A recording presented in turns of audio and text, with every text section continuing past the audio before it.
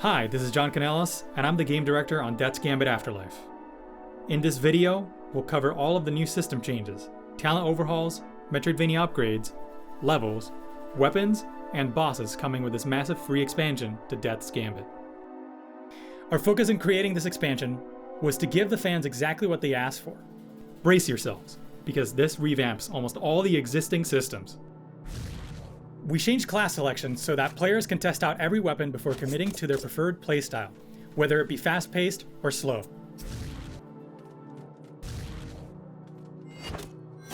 We fine-tuned input buffering to give players more control over their actions. You can now change directions at the start of an animation, so you're no longer stuck to committing to an attack you know you're going to miss. Abilities no longer go on cooldown if you're interrupted before it goes off.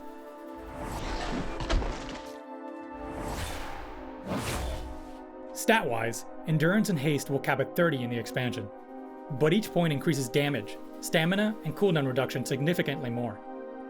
The healing animation is now much faster, but heals for less overall.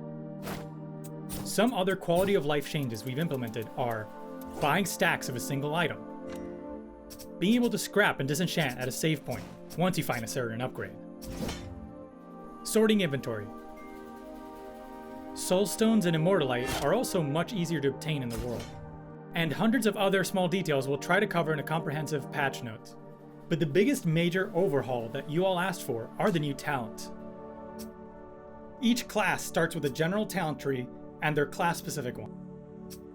You'll eventually unlock a second class page, which allows you to multi-class and become a hybrid of your favorite playstyles. You can see all the new talent points on our Tumblr blog. And if that wasn't enough, by the end of the game, you will unlock advanced talents, which stay relevant well into New Game Plus.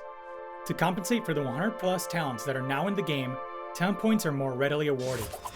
You still won't be able to complete all your talent trees in one playthrough, but now, heroic fights grant an extra talent point. Shops will also sell talent points as seeds of knowledge, and they are hidden in the world for you to find.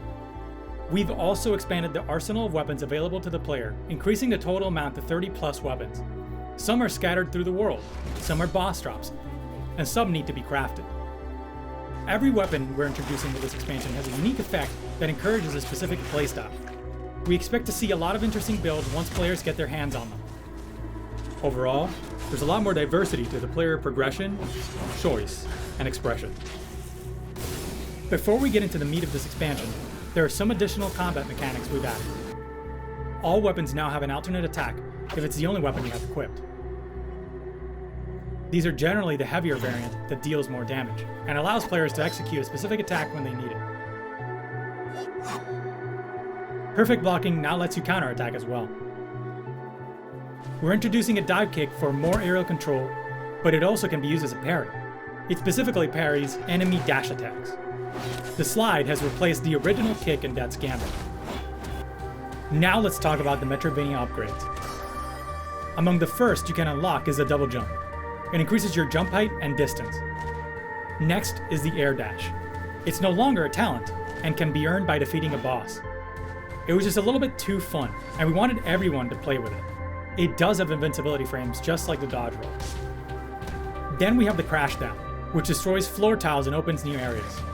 It has the added effect of blinding an enemy for a short duration. The blinding effect has a cooldown. Finally, we have an infinite jump flower. This is a temporary boost to your double jump and lets you fly for a short duration. There's one more upgrade to find, but we'll leave that up to you to discover. Now you're probably thinking, that's a lot of movement enhancements that could break the game. That's why we've revamped the whole world to make use of these new abilities and double its size, making it one of the largest Metroidvania games out there. You'll see that some familiar places have undergone a complete makeover or have been extended. To flesh out the increased world size, we've added a few more fun NPCs for you to discover. The giant rabbit here will trade you valuable items for carrots, a new collectible hidden throughout the world. The Archivist is a mysterious creature who you'll have trouble chasing down. And an AI collective, a manifestation of Guarded Tomb itself. But that's not all. We've reworked a few existing bosses. Falling off the Thunderlord platform doesn't result in death anymore. Instead, you take damage and return to the platform. Kusith is no longer a damage race and has new melee attacks and stage mechanics. Owl King mines don't stay in the ground forever and can be destroyed now. And many more tweaks and balance changes are coming to the bosses.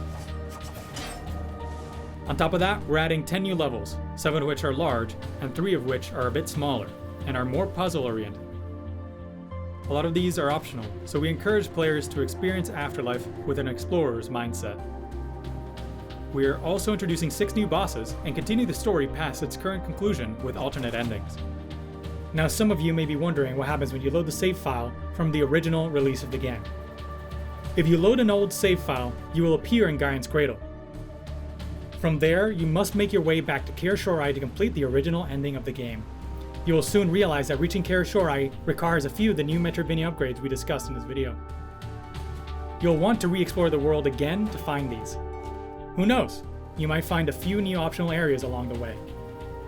All that said, we do think the best way to experience Afterlife is by making a whole new character from scratch. We added a few story beats to the start of the game that will help you piece together the lore. The expansion is coming to Nintendo Switch first, followed by PC a month later, and PlayStation 4 about a month after that. We're a very small team, so to ensure we have the most stable release, we need to give ourselves a buffer period to address any imminent issues that pop up between releases. We appreciate your understanding and hope you're just as excited for the release of Afterlife as we are.